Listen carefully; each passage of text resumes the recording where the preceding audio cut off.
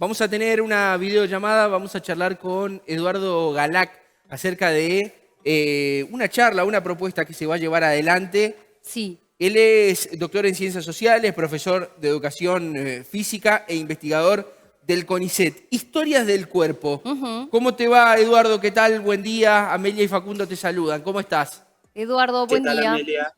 ¿Qué tal, Amelia? ¿Qué tal, Facundo? ¿Cómo están? Bien, bien, Muy muy bien. bien. Bueno, ¿qué tenemos que saber acerca de esto que se viene? Bueno, este espacio, esta columna, lo que vamos a intentar pensar son Sí. ciertas cuestiones de lo social y estereotipaciones que tenemos comúnmente cuando pensamos el cuerpo. Hoy, precisamente, para arrancar, Ajá. quisiera comenzar justamente preguntándonos qué es un cuerpo, Ujú. ¿no? Es casi una pregunta demasiado general. Si la quisiéramos responder con el diccionario, les voy a tirar un dato random así en general, es la palabra de nuestro idioma que tiene más acepciones, tiene 105 acepciones. O sea, decir que es un cuerpo significa 105 cosas diferentes. No vamos a hablar de esas 105, pero sí me gustaría que pensemos de que lo que llamamos cuerpo, bueno, el cuerpo está en lo social, como materialidad, como apariencia, como físico, como algo de lo que somos, pero también, y este es el punto de la columna, pensar aquello de lo social en el cuerpo. O sea, el cuerpo está en lo social, pero lo social está en el cuerpo, pensando en esas palabritas que muchas veces usamos, esto de incorporar algo, ¿no? O sea, ¿qué significa incorporar algo? Incorporar o naturalizar algo significa tomar cuestiones de lo social y hacerlas propias, apropiarse, ¿no? Desde reglas sociales, maneras de ser, maneras de entender. Y ahí me parece bien interesante comenzar, digo, por pensar que muchas de estas significaciones, muchas de estas ideas sobre el cuerpo lo tienden a pensar como, bueno, el cuerpo es nuestro lugar natural, nuestro lugar inclusive físico. Fíjense que la materia escolar más ligada al cuerpo se le llama educación física, Ujú.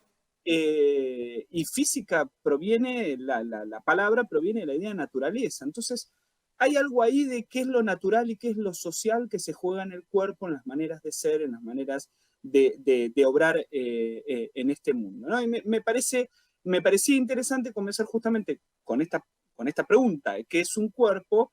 Porque de alguna manera lo que nos habilita a pensar es que el mundo, no, por lo menos lo que llamamos esto modernidad de esta vida, Ujú. se divide como en dos grandes órdenes, ¿no? Las cuestiones físicas, que ocupan un lugar en el espacio, y, palabra compleja, pero que no lo es tanto, cuestiones metafísicas, ¿no? El pensar, el sentir, esas cosas que no ocupan un lugar en el espacio.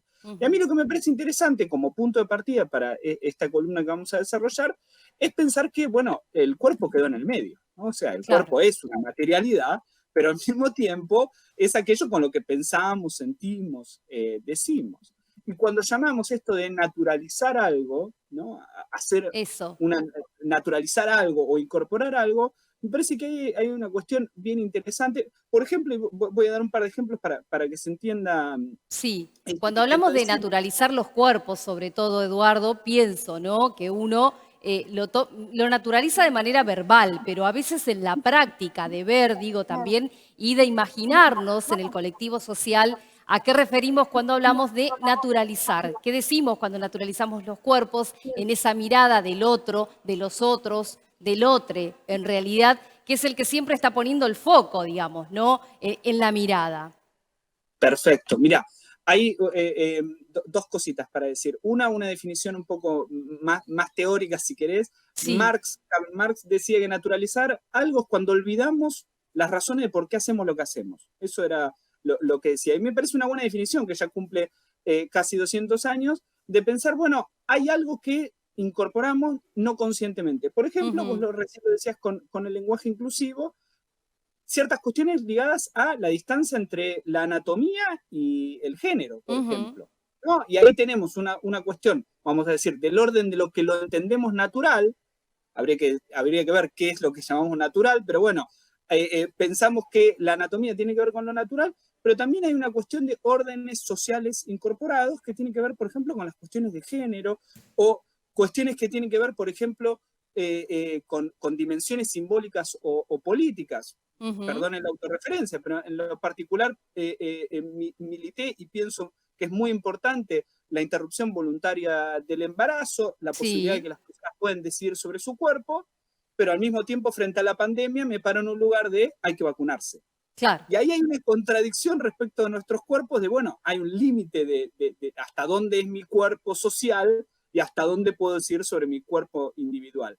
Todas esas dimensiones se ponen sobre la mesa y yo quería traerles, digo, para conversar un ratito con ustedes, un ejemplo, una idea que podemos pensar. No sé si conocen ChatGPT. El GPT, exacto, Sí. que además está hoy, bueno, justamente en boga, este diálogo que se hace con la interacción virtual, digo, ¿no? Con la inteligencia artificial, con la IA. Exacto. Mira, a ver, primero, a eso que llamamos inteligencia artificial, ahora vamos a hablar. Mm. Pero vos dijiste muy bien, ese diálogo, eso es muy importante para entender, para quien no conozca, el chat GTP lo pueden bajar, es de acceso libre, gratuito, que se llama OpenAI, inteligencia artificial, que no tiene que ver con lo que hacemos generalmente en los buscadores, sino que tiene que ver con esto de un diálogo, preguntas y respuestas. Y acá lo quería traer porque me parece interesante de que el chat GTP lo que nos permite no es tener respuestas, algo de lo cual estamos acostumbrados, sino aprender a formular buenas preguntas. Claro. Que eso es un cambio de dimensión muy interesante que para quienes somos educadores nos ponen un compromiso porque hay que cambiar muchas veces lo que buscamos es la respuesta del estudiante y en este caso lo que hay que buscar es que se formule buenas preguntas porque lo que el chat GTP es un entrenamiento de cómo formular buenas preguntas, pero lo que me interesaba un poco dialogar es, bueno, si nosotros pensamos de que el chat GTP es inteligencia artificial, ¿a qué llamaríamos un cuerpo artificial? ¿No? O sea, si eso es inteligencia artificial, un cuerpo artificial. La respuesta creo que más básica que podríamos decir es robots, por ejemplo, o algo que a mí me interesa mucho que pensemos, los filtros. No sé si han usado, ¿vieron los filtros cuando se utilizan en las redes sociales? Bueno, eso de alguna manera, no lo digo mal, distorsiona lo que es nuestra imagen e inclusive mucha gente empieza a buscar en cuestiones estéticas, desde la odontología hasta la cirugía plástica, quiero parecerme a mí mismo. Ajá. O sea, quiero parecerme a esto que veo acá con el filtro y que nos representa una suerte de cuerpo artificial. Entonces a mí me parecía interesante decir, bueno, ¿es posible que la artificialidad incorpore algo? No, eso es justamente una capacidad humana. O sea, justamente lo artificial, en todo caso, va por, puede ser desde un robot o puede ser desde la propia inteligencia artificial, pero no tiene esa capacidad que es la capacidad más humana que tenemos, que es la de incorporar, que es la de hacer de lo social algo particular y poder interpretarlo, sea en forma de sentimientos, de sensaciones, y demás. Y a mí me gustaría, digo, también para compartir con ustedes, Sí. empezar a pensar una idea que tenía un filósofo hace ya mucho tiempo, que discutía justamente con esta idea de separar el mundo entre lo físico y lo metafísico, entre lo que ocupa un lugar y lo que no ocupa, que era Spinoza, que decía, ¿qué puede un cuerpo? Y a mí esa pregunta siempre me parece interesante y sobre todo para pensar esta columna, no ya cuáles son nuestros límites, en general cuando pensamos en nuestro cuerpo pensamos en nuestros límites, qué puedo y qué no puedo hacer, sino lo que puede llegar a ser, o sea, aquellas potencias limitadas que nos permitirían hacer de otras maneras.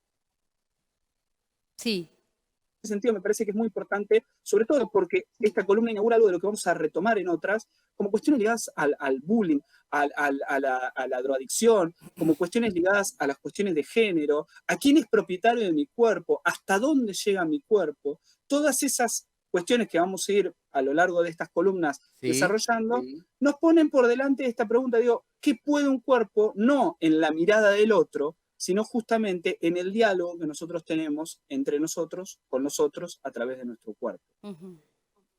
Bien, Eduardo, la verdad que hay mucho para hablar sobre esta cuestión, no va a ser la primera vez, empecemos a tirar justamente esto, ¿no? También en la mesa el debate de esa mirada de los cuerpos, de cómo naturalizamos y sobre todo esto que se está empezando a desarrollar, que tiene que ver con la inteligencia artificial, ¿no?